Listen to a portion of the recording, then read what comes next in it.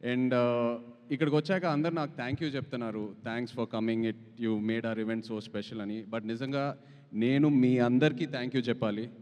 ఎందుకంటే ఎన్నో రోజులు నేను ఒక స్ట్రెస్ఫుల్ డే తర్వాత ఇంటికి వెళ్ళి ఇప్పుడు మైండ్ని ఎలా డీటాక్స్ చేయాలబ్బా అని ఎన్నో రోజులు నేను అలా ఐప్యాడ్లో మ్యాడ్ మూవీ కామెడీ సీన్స్ పెట్టుకొని అలా కావాల్సిన ఫుడ్ ఆర్డర్ చేసుకొని అలా తింటూ నా మైండ్ని ఎన్నో రోజులు అలా డీటాక్స్ చేశాను. So thank you so much. ఒక రకంగా చెప్పాలంటే ఇలాంటి సినిమాలు ఆరోగ్యానికి ఎంతో మంచిది.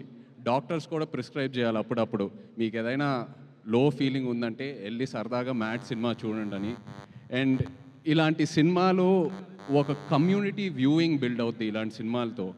ఒక 15-20 మంది ఫ్రెండ్స్ ఫ్యామిలీ అందరు కలిసి టికెట్స్ కొని థియేటర్కి వెళ్ళి సినిమా కలిసి చూసి ఆ తర్వాత సినిమా అయిన తర్వాత ఏదో రెస్టారెంట్కో పబ్కో ఫ్రెండ్ ఇంటికి వెళ్ళి ఆ సినిమా గురించి మాట్లాడి సినిమాలో ఉన్న క్యారెక్టర్స్తో కనెక్ట్ అయ్యి మన రియల్ లైఫ్తో ఫ్రెండ్స్తో ఎవరితో ఒకరు కనెక్ట్ అయ్యి అలా ఎన్నో కొత్త ఫ్రెండ్షిప్స్ బిల్డ్ అవుతాయి. ఉన్న ఫ్రెండ్షిప్స్ ఇంకా స్ట్రాంగ్ అవుతాయి.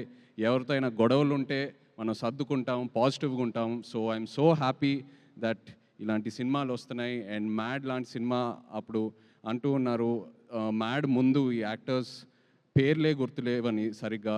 మ్యాడ్ సినిమా తర్వాత నా దృష్టిలో వీళ్ళు స్టార్స్ అయ్యారు. బట్ రేపు మ్యాడ్ స్క్వేర్ సినిమా తర్వాత ప్రతి ఇంట్లో ఒక ఫ్యామిలీ మెంబర్ పేర్లాగా అందరు గుర్తుపెట్టుకుంటారు.